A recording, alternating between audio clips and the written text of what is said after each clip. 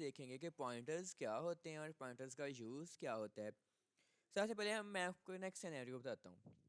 हमने बनाई एक एरे इंट ए नाम की, हमने बनाई एरे। इसको हमने दिया साइज़ 5। तो इसका क्या मतलब आप समझते हैं कि इसको मेमोरी में 5 कंटिन्यूस ब्लॉक मिल गए हैं। ये मिल गए इसको 5 कंटिन्यूस ब्लॉक मेमोरी में। अब अगर हमने इसको 5 कंटिन्यूस ब्लॉक दे दिए और हमें पता चला बाद में प्रोग्राम बनाने के बाद, अपना सॉफ्टवेयर बनाने के बाद, कि भाई हमें तो 5 ब्लॉक नहीं चाहिए थे, हमें तो 6 ब्लॉक्स की ज़रूरत है। तो आपको पता है कि जो एरे है इसके जो हमें ब्लॉक्स मिल गए, हम इससे ज़्यादा ब्लॉक्स नहीं ले सकते। अलबत्ता ज़्यादा पड़े हों तो हम कम यूज़ करके कुछ बचा सकते हैं, लेकिन जितने ले लिए उससे ज़्यादा नहीं ले सकते, क्योंकि ये कंटिन्यूस मेमोरी है। फॉर एग्ज़ाम्पल हमारी ये मेन मेमोरी है, हमारी रोम है ये, और इसमें ये सारे ब्लॉक्स पड़े हुए हैं। ये ब्लॉक पड़ा, ये सारे ब्लॉक्स पड़े हुए थे इसमें। हमने इस एरे में अपना डाटा फिल किया 0 1 2 3 और 4।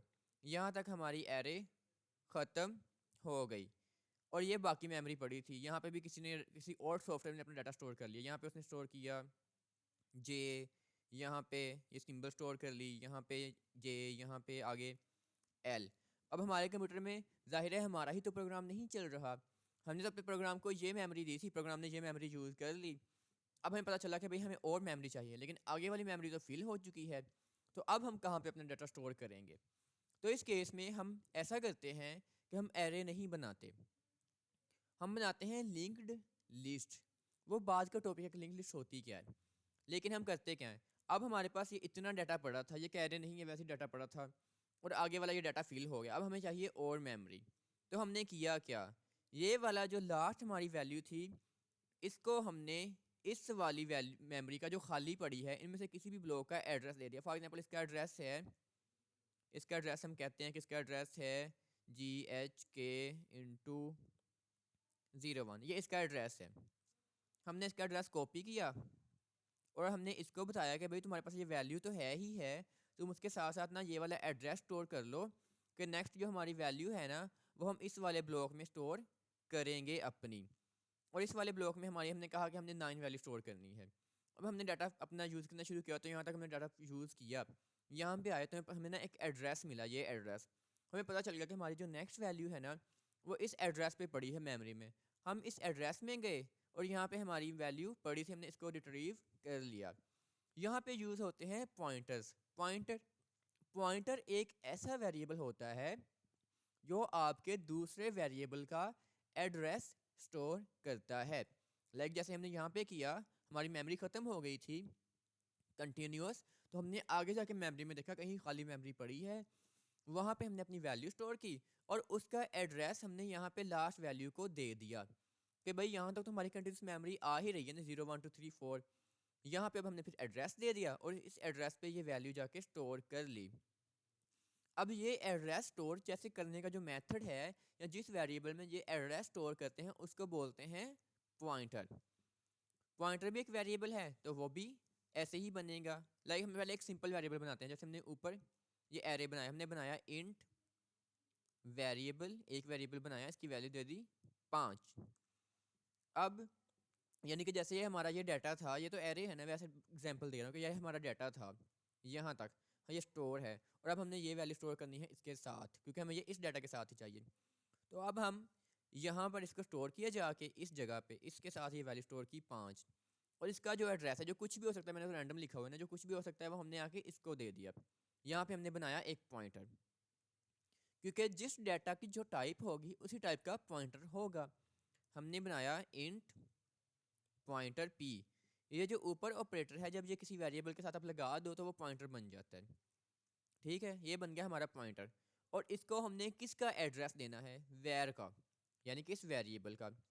इसके आगे हम लिखते हैं इज इक्वल टू वेर। लेकिन अब क्या हुआ, आपको पता है वेर में तो वेर की वैल्यू पड़ी है, एड्रेस तो नहीं पड़ा।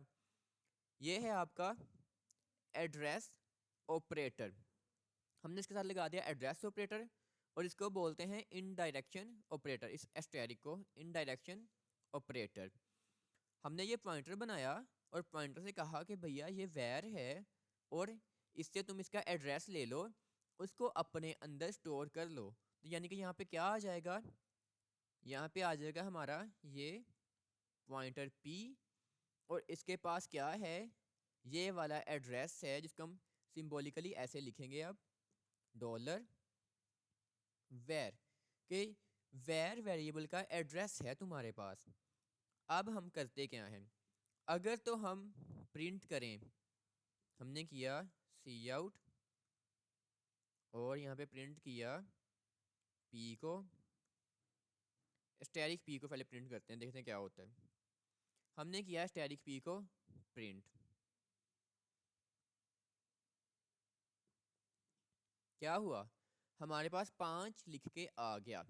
मैंने आपको बताया ना ये क्या होता है, इनडायरेक्शन ऑपरेटर। इनडायरेक्शन ऑपरेटर क्या करता है, इनडायरेक्शन ऑपरेटर उस एड्रेस पे जाता है जिस एड्रेस पे ये उसको ले जाए, और वहाँ पे जो वैल्यू पड़ी होती है उसको रिट्रीव करके ले आता है। अब हम वैसी पी को प्रिंट करते हैं, देखते हैं क्या होता है। इसने हमें वो एड्रेस प्रिंट करके दिया जो उस पे, जिस पे वो वैल्यू पड़ी है।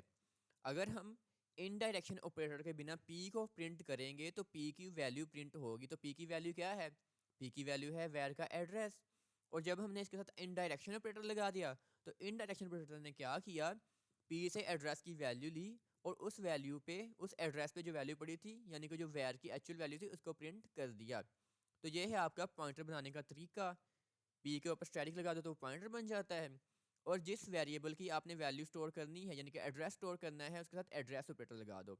ये हम लिख लेते हैं, एस्टेरिक है आपका इन डायरेक्शन ऑपरेटर, और एंड, जिसको हम एंड बोलते हैं लॉजिक गेट्स में, ये आपका यहाँ पे क्या है, एड्रेस ऑपरेटर। तो आप जब भी इनडायरेक्शन ऑपरेटर के साथ पॉइंटर यूज़ करोगे तो आपको वैल्यू ला के दे देगा, वैसे यूज़ करोगे तो वो वेरिएबल की अपनी वैल्यू, इसकी अपनी वैल्यू क्या होगी, इसका एड्रेस होगा। ठीक है, अब आपको पॉइंटर्स का कॉन्सेप्ट समझ आ गया होगा, और ये भी समझ आ गया होगा कि हम पॉइंटर्स को यूज़ क्यों करते हैं। जब हम डिफरेंट लोकेशंस पे डाटा स्टोर कर लेते हैं, तो अब वो रैंडम पड़ा है ना, तो हमें पता नहीं वो कहाँ कहाँ पड़ा है, तो हम उनके जो वेरिएबल्स होते हैं, उनकी जो वैल्यूज़ होती है, उसका एड्रेस एक और वेरिएबल में स्टोर करके पिछले वेरिएबल को दे देते हैं कि भैया तुम अपने पास ये एड्रेस रख लो, जब ज़रूरत हो हम तुमसे एड्रेस लेके वहाँ से वैल्यू उठा लेंगे।